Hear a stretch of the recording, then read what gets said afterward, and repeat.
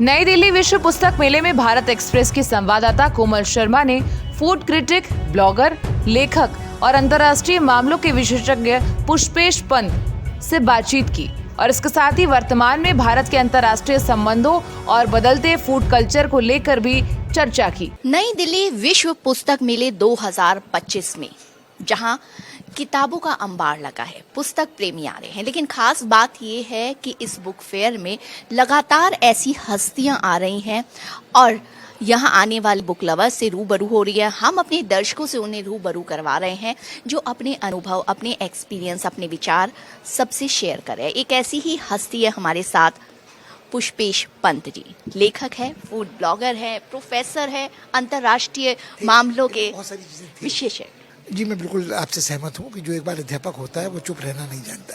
क्योंकि हमारी प्रकाश झा जी से जब हमारी अभी मुलाकात हुई इसी बुक फेयर में, तो उन्होंने यही कहा शिक्षक के बारे में कि शिक्षक कितना ज़रूरी है, और शिक्षक के लिए ज़रूरी नहीं है कि वो अभी रिटायर है या सेवा में है, लेकिन ज्ञान का जो प्रवाह। देखिए, मुझे लगता है एक बात और है जो शायद प्रकाश जी ने कही हो या ना कही हो, जितना ज़रूरी समाज के लिए शिक्षक है उससे कहीं ज़्यादा शिक्षक के लिए विद्यार्थी है। जब शिक्षक की उम्र ढलान पे होता है तो वो उन छात्रों की तलाश में रहता है जो नई पीढ़ी के हैं, जो उनको नई पीढ़ी के सोच से जोड़ा सकें, वो समझ सके कि वो क्या सोच रहे हैं, क्या चाह रहे हैं, क्या उनके सपने हैं। तो मेरे ख्याल में युवा पीढ़ी का होना शिक्षार्थियों का उतना ही आवश्यक है शिक्षक के लिए जितना शिक्षक का समाज के लिए। पुष्पेश जी, मैं पहले फिर यहीं से शुरू कर लेती हूँ, क्योंकि नई पीढ़ी के ऊपर कई लोग तो सवाल उठाते हैं कि नई पीढ़ी ऐसी, नई पीढ़ी वैसी। अगर किताबों की बात करें, नई पीढ़ी तो डिजिटल से ज़्यादा जुड़ी है, नई पीढ़ी को फास्ट फूड बहुत पसंद है, नई पीढ़ी बहुत तेज़ है। तो आपका क्या? नहीं, मुझे लगता है मुझे कि इसमें से किसी भी बात से आपत्ति नहीं है। यदि नई पीढ़ी डिजिटल माध्यम से किताबों से जुड़ रही है तो मुझे शिकायत क्यों हो? आखिर आज के जीवन में जब रहने की जो जगह है उसमें बहुत कम क्षमता है किताबों की लाइब्रेरी समेटने की। तो अगर आदमी अपने फ़ोन पे या पैड पे डिजिटल फॉर्म में कोई किताब लेके किंडल पे चल रहा है तो सैकड़ों किताबें उसको सुलभ हैं, बिना इस झंझट की दीमक उन्हें चाट जाएगी। जब तक वो पढ़ रहा है, जब तक वो पुस्तकों तक पहुंच रहा है, कविता की, उपन्यास की, इतिहास की, समाजशास्त्र की, साहित्य की, आलोचना की, विज्ञान की, तो क्यों इसमें शिकायत होनी चाहिए? वही बात खाने पर है। अब नई पीढ़ी अगर फास्ट फूड खा रही है, और मैं तो बूढ़ा आदमी हूँ, मुझे शुगर की बीमारी है, ब्लड प्रेशर किनारे दहलीज पे पहुँचा हुआ है, थोड़ा हृदय रोग की चिंता है, तो मेरे लिए तो खाना वो जहर है। मगर जो जवान लड़का दिन भर भागदौड़ कर रहा है, जो मजदूर दिन भर दिहाड़ी का काम कर रहा है, उसको तो कितना कैलोरी मुझसे अधिक चाहिए। तो अगर वो जंक फूड खा रहा है जिसमें चीनी ज़्यादा है, फैट ज़्यादा है, तो उससे मुझे शिकायत क्यों होनी चाहिए? धीरे धीरे युवा पीढ़ी जब अपनी नौजवानी की दहलीज से प्रौढ़ावस्था की तरफ जाती है तो उसे अपनी सेहत की चिंता होने लगती है, बल्कि नौजवानी में ही चिंता होने लगती है। ये खाने से बाल ख़राब हो जाएंगे, ये खाने से मेरा पेट बाहर निकल आएगा, फिर मुझे जिम में जाना पड़ेगा। तो खुद ब खुद वो समझने लगते हैं। मुझे लगता है कि हम ये मान कर चलते हैं कि नौजवान पीढ़ी बेवकूफ़ है, नासमझ है। ऐसा नहीं है। हमारी उम्र में जहाँ मैं पहुँचा हूँ उस पड़ाव में साधन कम थे।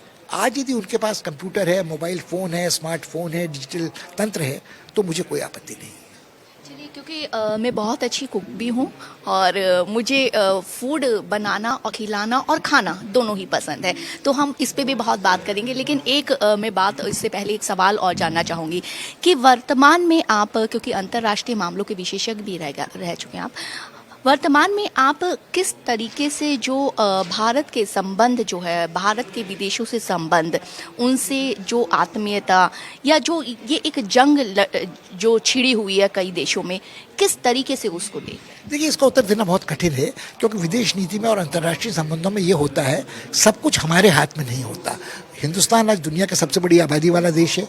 हमारा विस्तार देखें कहाँ, काबुल का अंधार की सरहद से लेकर अराकान के जंगलों के परे तक पहुँचता है, हिमालय से लेकर समुद्र तक पहुँचता है। मगर दुनिया भर में जो कुछ घट रहा है वो हमारे वश में नहीं है। अगर अमेरिका में राष्ट्रपति ट्रंप है और वो एक वाणिज्य युद्ध का डंका बजाते हैं चीन के खिलाफ, रूस के खिलाफ, तो भारत की स्थिति थोड़ी नाजुक होती है, क्योंकि रूस हमारा आजमाया हुआ गाढ़े समय का मित्र है और चीन के साथ हमारा बैर लंबे समय से चला आ रहा है। मगर आज चीन और रूस एक खेमे में है उसी खेमे के एक छोर पर पाकिस्तान भी पहुंचता है। तो भारत के लिए समस्या काफ़ी विकट है और हमारे विदेश मंत्री बहुत बुद्धिमान हैं, सुयोग्य हैं। उन्होंने कहा है कि आने वाले वर्ष भारत के लिए बहुत चुनौती में भरे होंगे और अंग्रेजी मुहावरे में उन्होंने कहा था we'll have to be on our toes.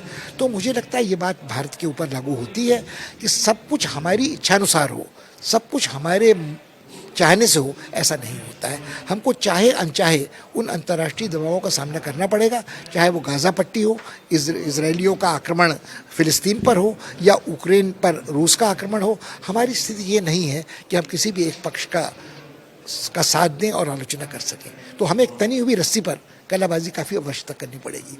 चलिए उस टॉपिक पर आती है जो मेरा भी फेवरेट है और आपका भी फेवरेट है, राजा रसोई अन्य कहानियाँ। मैं उसकी सीरीज़ देखा करती थी, बहुत ही प्रभावित हुई। लेकिन फूड के मामले में आज इस किस तरीके से देखते हैं इंटरनेशनल कंपनियां जब हमारी मार्केट पे हावी हो रही हैं और आज की पीढ़ी क्या अब पुरानी पीढ़ी भी उसी खाने की जो है मैं इस पर बहुत चिंतित नहीं हूँ। यदि आप देखें तो जो झटपट खाना पहले मैकडी का हो या केंटकी फ्राइड चिकन हो या पिज़्ज़ा हो, उनका इतना भारतीयकरण हो चुका है कि आप नवरात्रि में जब पिज़्ज़ा खाने जाएं तो आपको कोटू के आटे का पिज़्ज़ा दही से भरा हुआ पनीर के टिक्के वाला मिलता है जो व्रत के फलाहारी लोग खा सकते हैं। यदि आप मोमो खाने जाएं तो मोमो के भीतर चाउमीन भरा रहता है, हॉलैंडेज सॉस होता है, वो तंदूरी बन के निकलता है। आज मुझे बिल्कुल इस बात की चिंता नहीं है कि जितनी बड़ी बहुराष्ट्रीय कंपनियाँ भारत में खाना बेचने आई थी उनको हमारे तंदूरी मुर्ग ने और पनीर टिक्के ने बुरी तरह पीट दिया है। चाउमीन ने और मोमो ने, लिट्टी चोखे ने, आज फास्ट फूड में ये हमको नज़र आ रहा है। मैं तो बिल्कुल इसके बारे में निरापद हूँ। लेकिन इससे कहीं ना कहीं भारतीय व्यंजन भूलते तो नहीं जाएंगे एक संस्कृति से? हम क्यों भारतीय व्यंजन भूलते जाएंगे? हम खिचड़ी खाते थे, अब हम उस खिचड़ी में कोई पनीर के डाल के उसकी तहरी बना लेते हैं, हम उसका वेजिटेरियन बिरयानी बना लेते हैं, हम वेजिटेरियन पुलाव बना लेते हैं। और अगर आप कहते हैं कि हमने गुलाब जामुन के भीतर थोड़ा आइसक्रीम भर लिया तो मुझे इसमें क्या परेशानी हो सकती है भला? या अब आइसक्रीम की तश्तरी पर हमने गुलाब जामुन रख दिया। कुल्फ़ी तो आखिर अकबर के लिए भारतवर्ष में ही बनाई गई थी ना। देखिए हमारे दो हट हैं कि हम हर चीज़ को या तो वैदिक काल में प्रागैतिक काल तक ले जाएं और या कहें कि जो कुछ बाहर से आया है वो सब बुरा है। ऐसा है नहीं। आपको इस तरीके के व्यंजन पसंद है, ये कॉकटेल टाइप का कि इंटरनेशनल और नेशनल? मैं क्यों मान लूँ कि इंटरनेशनल बुरा है? आप ये क्यों नहीं मान रहे कि हमारा जो राष्ट्रगान है उसमें कितने सब नेशंस का उल्लेख है? पंजाब, सिंध, गुजरात, मराठा, द्राविड़, उत्कल, बंगा।